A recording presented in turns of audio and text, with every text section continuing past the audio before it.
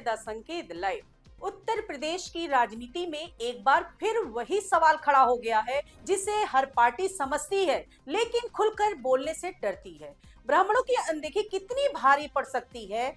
UP में ब्राह्मण विधायकों की बैठक के बाद उन्हें चेतावनी भरा नोटिस जारी करना भाजपा प्रदेश अध्यक्ष पंकज चौधरी को अब राजनीतिक रूप से महंगा पड़ता दिख रहा है। मीडिया से लेकर सोशल मीडिया तक भाजपा को चारों तरफ से घेरा जा रहा है और सवाल सीधा है कि जब ठाकुर विधायकों की कुटुंब बैठक हुई, कुर्मी विधायकों की बैठक हुई, लोधी समाज के विधायकों ने भी आपस में बैठक की, तब पार्टी चुप क्यों रही? लेकिन जैसे ही ब्राह्मण विधायकों ने बैठक की और उसमें सरकार, संगठन और आरएसएस के प्रति नाराजगी खुलकर सामने आई, वैसे ही नोटिस थमा दिया गया। यही वो बिंदु है जहां से यह मामला सामान्य बैठक से राजनीतिक तूफान में बदल गया। राजनीतिक विश्लेषक मानते हैं कि पंकज चौधरी के इस कदम ने आग बुझाने के बजाय उसमें घी डालने का काम किया। पार्टी का इरादा शायद कंट्रोल डैमेज का था, लेकिन संदेश यह चला गया कि ब्राह्मण विधायकों की शिकायतें सही है और भाजपा के भीतर ब्राह्मणों की सुनवाई वाकई नहीं हो रही।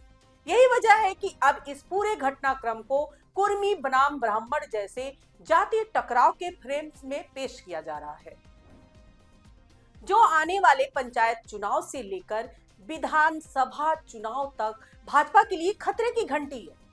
ब्राह्मण विधायकों की यह बैठक लखनऊ में कुशीनगर के भाजपा विधायक पीएन पाठक के आवास पर हुई थी, जिसमें पूर्वांचल और बुंदेलखंड के करीब 45 से 50 विधायक शामिल थे। इस बैठक में पहली बार इतने साफ शब्दों में कहा गया कि सरकार, संगठन और संघ में ब्राह्मणों की कोई प्रभावी आवाज नहीं बची है और समाज खुद को उपेक्षित महसूस कर रहा है।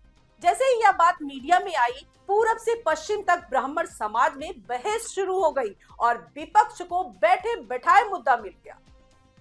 समाजवादी पार्टी के नेता शिवपाल यादव ने तो यहां तक कह दिया कि ब्राह्मण सपा के साथ आए, उन्हें पूरा सम्मान मिलेगा।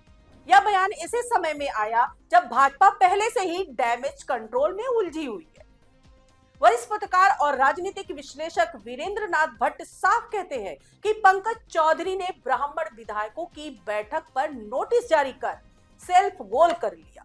सवाल सीधा है कि जब ठाकुर, कुर्मी और लोधी समाज के विधायक बैठक कर रहे थे, तब भाजपा पर कौन सा आसमान टूट पड़ा था? अब हालात ऐसे हैं कि प्रदेश अध्यक्ष अपने बचाव में पूर्व अध्यक्ष रमापति राम त्रिपाठी को आगे कर रहे हैं, लेकिन नुकसान हो चुका है। इस पूरे विवाद ने एक बार फिर याद दिला दिया है कि यूपी की सियासत में ब्राह्मणों की अहमियत कितनी गहरी है। कांग्रेस ने इस सामाजिक समीकरण की नींव रखी थी। पंडित जवाहरलाल नेहरू और इंदिरा गांधी ने ब्राह्मण, दलित और मुस्लिम का संतुलन बनाया। आजादी से पहले मदन मोहन मालवीय और गोविंद बल्लभ पंत जैसे नेता इसी परंपरा से आए, लेकिन 1980 में जब इंदिरा गांधी ने वीपी सिंह को मुख्यमंत्री बनाया, तब ब्राह्मणों को पहला बड़ा झटका लगा। मंडल कमंडल की राजनीति के बाद ब्राह्मण सियासत धीरे धीरे हाशिए पर जाती दिखी। 2007 में मायावती ने इसे समझा और नारा दिया, हाथी नहीं गणेश है, ब्रह्मा विष्णु महेश है। मुलायम सिंह यादव ने भी सपा में ब्राह्मणों को पूरी तरह अलग थलग नहीं किया। आंकड़े बताते हैं कि 2022 के विधानसभा चुनाव में करीब 87% ब्राह्मणों ने भाजपा को वोट दिया था और प्रदेश की करीब 20 लोकसभा और 103 विधानसभा सीटों पर ब्राह्मण निर्णायक भूमिका में है। यही वजह है कि ब्राह्मणों की नाराजगी कोई छोटा मुद्दा नहीं है।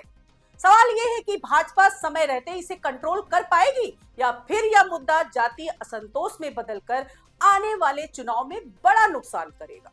यूपी की राजनीति में इतिहास गवाह है कि यहाँ नाराज ब्राह्मण चुप नहीं बैठता और जब वो करवट बदलता है तो सत्ता की दिशा बदल जाती है। आज के लिए इतना ही। नमस्कार।